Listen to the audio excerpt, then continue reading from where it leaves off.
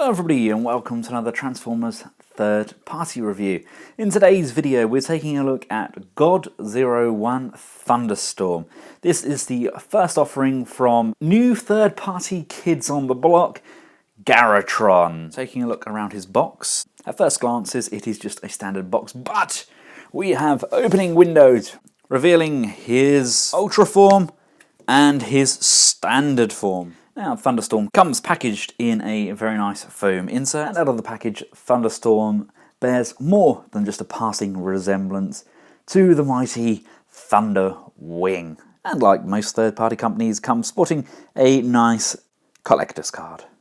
This is what Garatron call their Berserk mode. The IDW comics call it his Ultimate mode, I believe, and the original Marvel comics called it his Impenetrable Pretender shell. It's basically making good use of his massive Thunderwing wings, his massive wingspan, converting them into a mighty suit of armor. It's a very nice, simple thing to do, but it really works. And this guy is a beast. Going straight in there with a scale comparison, he is more than happy to confront Prime in his current state, towering over the MP10. Now, this big old suit of armor really reminds me of the power loader from Aliens. We've got some really nice, vibrant colors here, really gorgeous use of that off-white kind of creamy coloring with that purple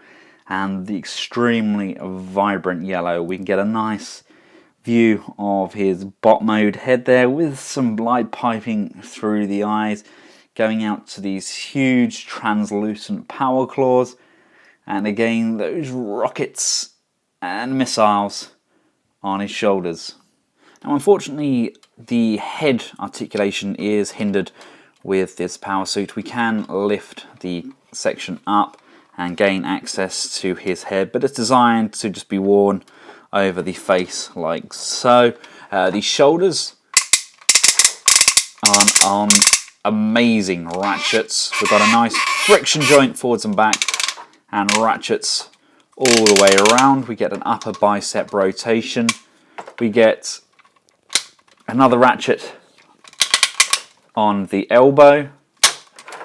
We get rotation on the claws as well as forwards and backwards on each claw. Please be careful though, these are pretty darn sharp. Going down to the waist does rotate behind this armor. We do get some hindrance when we get round, but that's due to the legs knocking a bit, and again the legs do come out. We have to bring them out to prevent hitting the front of the armor, and out to the side there we get an upper thigh rotation, and we get a nice double jointed knee there.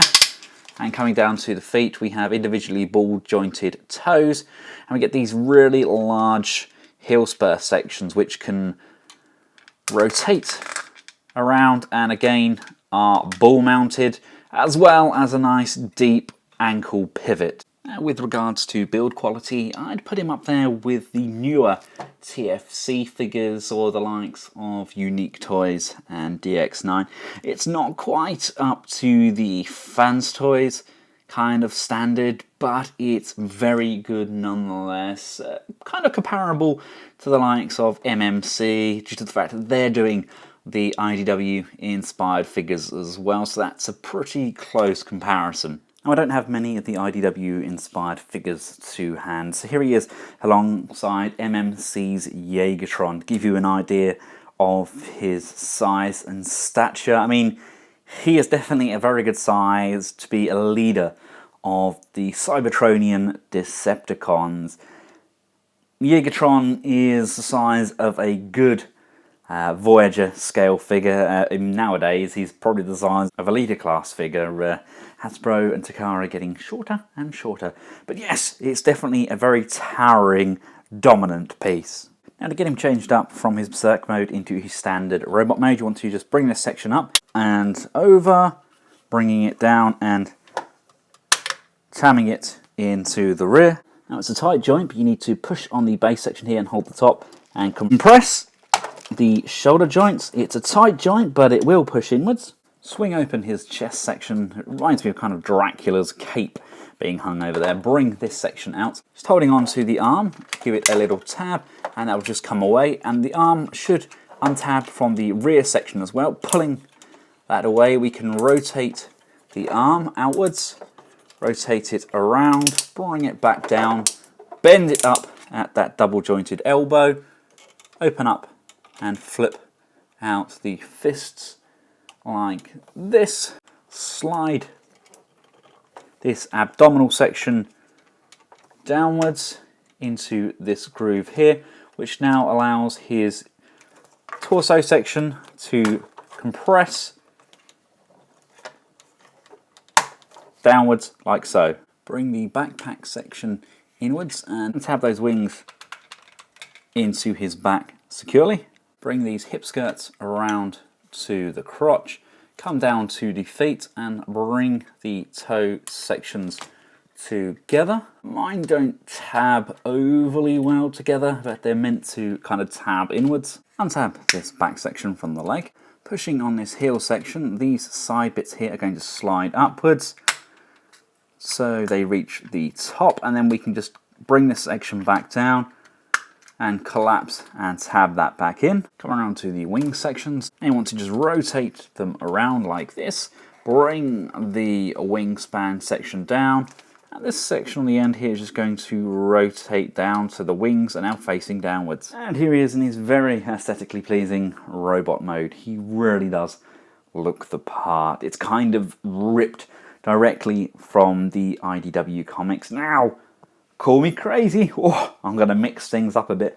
I'm going to have him in my masterpiece collection. We get the randoms, like the Beast Wars figures or the Perfect Effects Optimal Optimus. We get these randoms coming in. I'm going to mix them up, going to have them with my G2 figures, and I'm going to have my continuity that G1 Megatron and Optimus Prime are recruiting across the kind of universe and across the different dimensions, and it's all going to be one big, gorgeous masterpiece battle. Yes, so that's where mine's going to live. Mine's going to live amongst my masterpiece figures, because really, in my opinion, he is that. Now, he's not perfect. My legs don't want to tab as closely together as I would like them to, and my toe does keep coming off. I need to just get inside and re-screw it. Basically, the screw that they've put inside the actual legs here hasn't actually come out far enough to go into the toe. So I just need to get inside the feet, tighten it up, and the screw will go all the way into the toe. So it's not broken. That's a very easy fix, but that's how I got it. This is actually a pre-production sample. It's been sat in my review pile for some time. So chances are the final release, which is already out, has these faults rectified. The sculpt on this guy, in my opinion, that is stunning. It captures the very essence of Thunderwing. We've got these nice light piped section at the back there, so we can really see those eyes glow and just look at that face sculpt. Very nice detailing on the front there. That green and blue paint scheme is a really nice nod to the G1 toy. It wasn't the best Pretender shell going, but it's still a Pretender nonetheless. This guy fought against many of the headmasters. I think the first time he was actually defeated, he was more or less cooked inside his Pretender shell. But only then to come back and basically try and take on Optimus Prime by himself. Oh, the guy was absolutely fearless. Now, we don't get his gun. In the comics, he had like a machine gun, kind of like a chain gun thing. We don't get that. He doesn't actually come with any weapons. I imagine that's because he has giant rocket launchers on his wings. We do get some fantastic articulation. We can look up and we can look down. We get some nice quizzical posing there. We get left and right. The shoulders can come up and down, forwards and backwards. There is no butterfly joint on this mode though. We do get an upper bicep rotation. We get a double jointed bend at the elbow, and we get some wrist rotation, and the fingers open. These three are on a pin.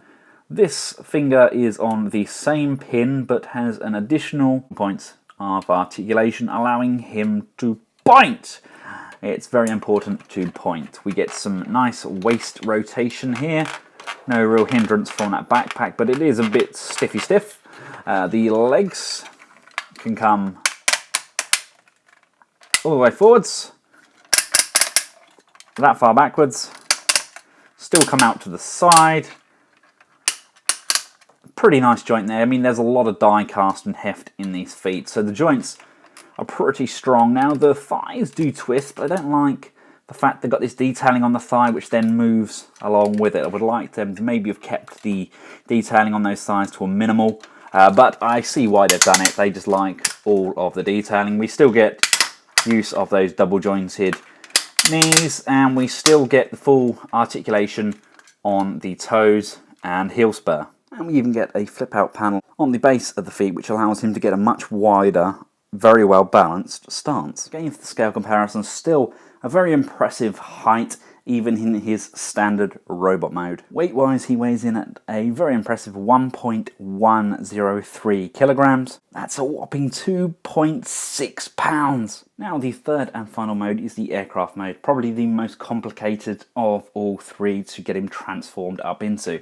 First port of action is to come around to the back here, untab this backpack section, bring it out, and you want to rotate it 180 degrees. Bring the crotch guard sections around so that we have them at the rear. Flip this guard section downwards and flip this blue tab on the jetpack down. Come around to the hands, lift those up, flip those in and close off the arms. And with the arms straight, untab the shoulder sections, bring them around to the back, and there's this tab here which is going to tab into the side of the shoulder, and the clearance is minimal, but we're just going to tab that in. We can then line this blue tab section that we pulled down, that lines up with a hole at the base here. Rotate the head around and flip that back up into that crevice. Rotate the legs 90 degrees and untab this back section of those legs, and then bring it all the way up and over. So it's going to tab into this port here and this port here. Make sure the heel is flat, bring the toes inwards, and then this leg section is going to bend up on this double jointed knee. Fully using all of this double jointed knee section, that's going to come up and that's going to tab into the side of the chest. The top of the leg sections will peg into the underside of the wings. Rotate these rocket sections around, bring them around to the underside, and socket here is going to just tab in to this hole on the underside of the rocket and just push and close that off. Bring this section up, rocket forward, bring this section here past the lip, and we're going to push that forwards, and that now tabs in here, and then we can bring these tabs over, tabbing them into place. Come to the underside, flip down the landing gear. Now I needed to use a tool to get the landing gear down. It was not overly kind on my nail, to say the least. But here he is in his Klingon bird of prey mode.